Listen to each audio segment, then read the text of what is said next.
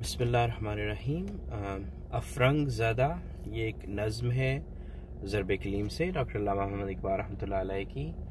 सो अफरंग ज़ादा means डेज़ल्ट by the waste. सो ये एक बड़ी लाइक फुली लोडेड नज़्म है और इसके दो पार्ट्स हैं एंड अकॉर्डिंगली मैं भी जो है ना उसको दो पार्ट्स में अपलोड करूँगा इस वीडियो को। So, and second part में Iqbal dives into wujud, discussion of wujud, which in itself requires, some time, so मैं उस पर फिर बात करूँगा। तो जो पहला part है, it goes with the title Afrang Zada के Dazzled by the West. So मैं इसको जहाँ भी actually मैंने पिछली वीडियोस में भी जहाँ भी अफरंग का जिक्र आया ना, तो मैंने कोशिश की है I have used current age, like to replace West with current age. And basically जब हम इकबाल की शायरी पढ़ते हैं तो इकबाल की शायरी में क्रिटिसिज्म है एंड वेस्ट का जो पर्टिकुलरली जो वेस्ट का क्रिटिसिज्म है वो क्यों क्रिटिसाइज करते हैं वेस्ट को, सो उसकी जानना ज़रूरी है रीजंस। तो मेरे ख्याल में तीन वजूहात हैं, देयर आर 3 रीजंस के इकबाल जो है उन्होंने क्रिटिसाइज किया वेस्ट को एट दैट टाइम। एंड और वो 3 रीजंस वो कौन सी हैं? एक जो है वो है dividing humanity into groups, okay. Second one is और इसके अंदर नेशनलिज्म भी आ जाएगा, I will talk about it. The second one is creating like spiritually hollow characters, converting living human beings into spiritually hollow characters. I'll talk about it inshallah. And the third one is shunning religion altogether, society में से religion को निकाल दो। So ये 3 main वजूहात हैं और बाकी जो भी होंगी ना they will be linked to these, okay? So सबसे पहली थी कि dividing humanity into groups and subgroups, ये क्या है? जब हम देखते हैं आगे पीछे तो इंसान है, मुख्तलिफ रंग हैं उनके एंड मुख्तलिफ लैंग्वेजेस हैं। और जब हम कुरान पढ़ते हैं बेसिकली और उसमें अल्लाह ताला बार बार ये कहते हैं कि if I wanted I could have created you like in a single creation, और मतलब ये है कि हम सब एक जैसे होते, हमारी जुबान भी एक ही होती, रंग भी एक ही होते, but then he says मैंने तुम्हें मुख्तलिफ पैदा किया, and then I different languages तुम्हें दी।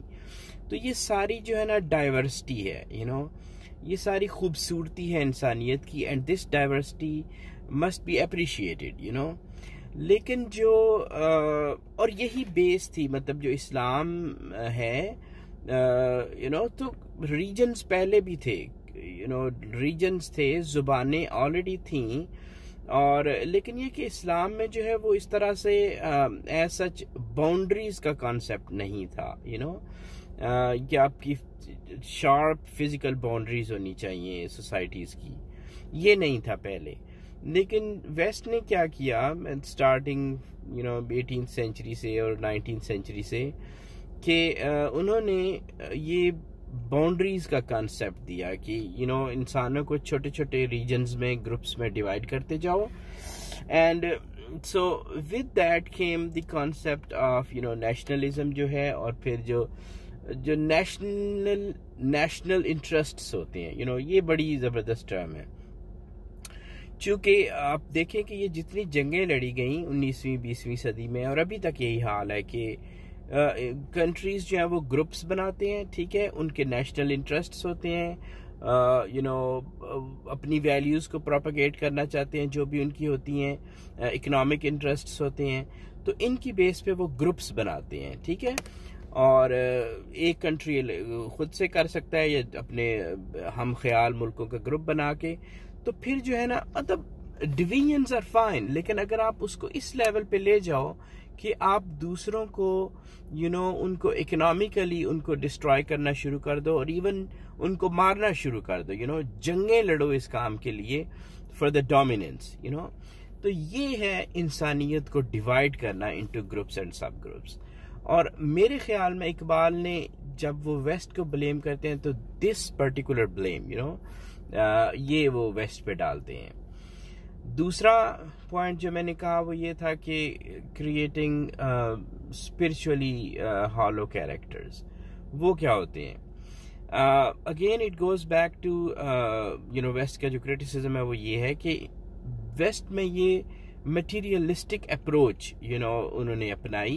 अगेन जब ये इंडस्ट्रियल सिविलाइजेशन शुरू हुई और फिर 19th सेंचुरी में, और उसके बाद जो है तो बेसिकली ये एक कैरेक्टर वेस्ट ने दिया इंसानों को कि भाई मेन पर्पस हमारा ये है कि हम जो है ना ज्यादा से ज्यादा अपने लिए हासिल करें, रिसोर्सेज जमा करें, इकट्ठा करें, और ये जायज है, ये ठीक है।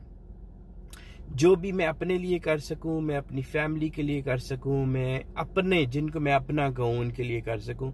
So again not a bad approach, लेकिन जब आप at the expense of others, आप अपने लिए हासिल करो लेकिन आप दूसरों की एक्सपेंस पे उनको इकोनॉमिकली वीक करके या उनके रिसोर्सेज ग्रैब करके या फिर दूसरों का बिल्कुल ख्याल ना करके, मतलब नो कंसर्न फॉर अदर्स, कि उनकी लाइफ, उनकी प्रॉपर्टीज का कोई ख्याल ना रहे, and then you just focus on your own self, so ये है। और फिर this is linked to spirituality.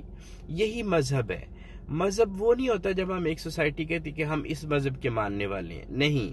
मजहब वो होता है कि जो वो सोसाइटी जब आप उसको देखते हैं over the period of time, तो वो जो जिस तरह से एक्ट करते हैं, जिस तरह वो सोसाइटी रहती है, जो उसका फेस होता है, वो उसका मजहब होता है बेसिकली, तो ये फिर जो है ना ये अगेन आई थिंक ये इकबाल जब वेस्ट को ब्लेम करते तो एक ये रीजन है कि वेस्ट ने इतनी ज्यादा ये अप्रोच, मटीरियलिस्टिक अप्रोच कह लें, पॉलिटिकल टर्म्स भी हैं, कैपिटलिज्म हो गया, दूसरी हो गई, ऑल ये इनका मकसद ये था कि एक ऐसा कैरेक्टर जो कि सेल्फ सेंटर्ड कैरेक्टर है और वो बिल्कुल ही has no concern for others, दूसरे मर जाएं, जो मर्जी हो जाए, उसको कोई कंसर्न नहीं है, सिर्फ अपने बारे में, अपनी फैमिली और जिनको वो अपना समझे, तो ये दूसरा, and it leads to spiritually hollow characters.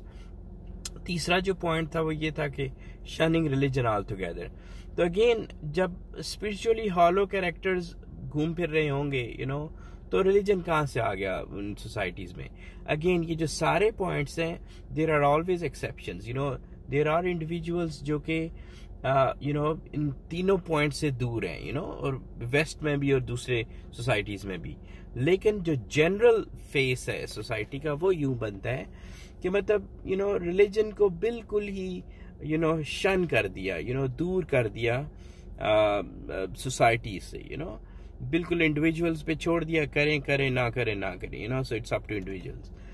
तो ये मेरे ख्याल में ये 3 वजूहात हैं जिनकी वजह से इकबाल ब्लेम्ड वेस्ट। और अब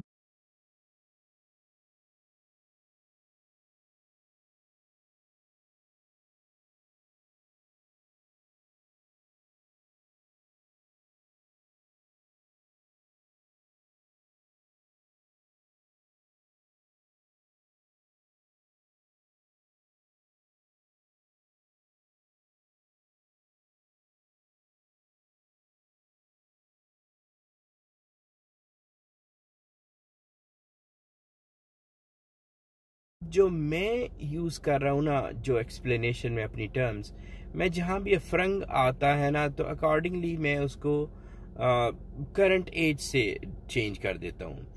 तो मेरी रीज़न इस चेंज करने के वो ये है कि देखें, जो मतलब आई थिंक कि अब वक्त आ गया है कि जो बाकी सारे हैं ना, बाकी सोसाइटीज़ हैं, we are all in the same boat now, तो अब हम सबको अपना ब्लेम शेयर करना चाहिए। वेस्ट ने शुरू किया, अगर ये 3 प्रॉब्लम्स हैं, इंसानियत की ये 3 मसाइल हैं, तो वेस्ट ने शुरू किए, ठीक है। लेकिन अब हर सोसाइटी ने, आप ईस्टर्न सोसाइटीज को ले लें, हमारे मुल्क को ले लें, पाकिस्तान को ले लें, ये तीनों पॉइंट्स हर सोसाइटी में मनो एन वेस्ट से भी ज्यादा अडॉप्ट किए गए।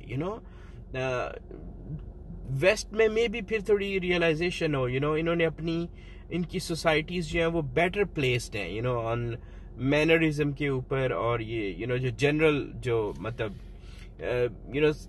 कुछ लेवल है अब इंसानों को जो इक्वालिटी का लेवल दिया गया है, लेकिन जो बाकी सोसाइटीज हैं उन्होंने इन तीनों कैरेक्टर्स को मनो एन अडॉप्ट करके उनको प्रोपगेट कर रहे हैं अपनी सोसाइटीज में, कर नहीं रहे, कर चुके हैं, अडॉप्ट कर चुके हैं।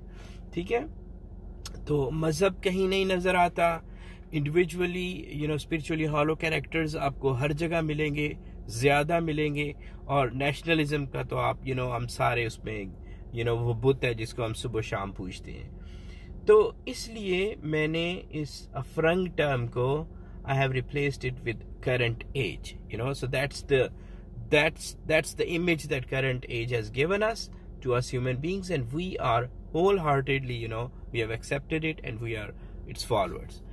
So with this approach I'll talk about this nazm Afrang Zada, लेकिन ये मेरे लिए इम्पोर्टेंट था कि मैं ये जो बार बार यूज करता हूँ करंट एज उसको मैं एक्सप्लेन करूँ।